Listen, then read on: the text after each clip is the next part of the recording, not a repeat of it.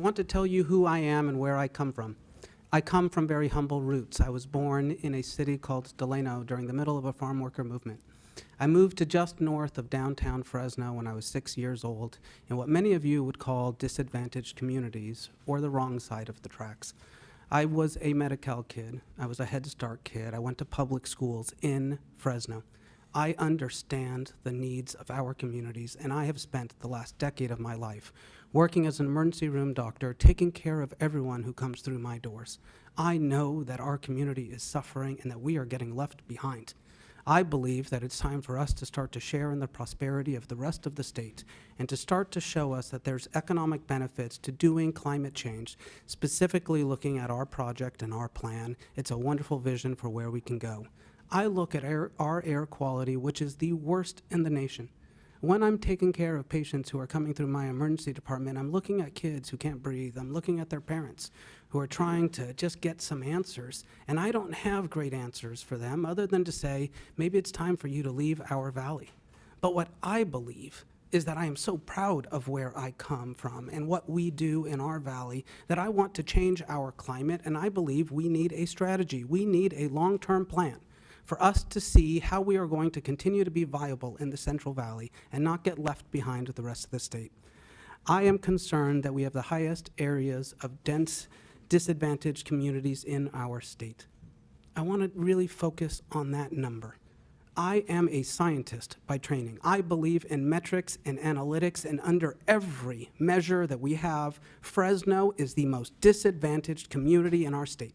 And when we're looking at cap and trade dollars, we need to start evaluating, if we're going to be giving those dollars, why aren't we targeting areas that have the greatest needs? We have a strong plan that will help us to put us on the right path for the next decade or two. We need to start building those pathways to prosperity, and I am proud to sit here with the building trades to say that there is a pathway for us to get out of poverty. And it's tying ourselves to start building things again. It's tying ourselves to believing in high-speed rail and believing in a vision that downtown Fresno can be the hub for our state. I look at Fresno, and we are along the spine of our state. We currently have two of the busiest traffic corridors in 99 and I-5. We must be part of the solution to fix our climate problems in the state, and we are attempting to come to the table with a plan that will address just those issues today. I am looking for a proof of concept to show that climate change can make impactful, catalytic economic investments in our communities in the poorest parts of the state. Because if we can do it in Fresno, we can do it anywhere throughout the remainder of our state, and showing us and proving to everyone that this concept works, that our plan can bring people together, put people back to work, create a better climate, and use our climate change dollars, cap and trade dollars, in an effective way. I want to make sure that those economic successes stay within our state. By partnering and working with the building trades, I believe by funding the building trades, we are then able to keep those dollars locally.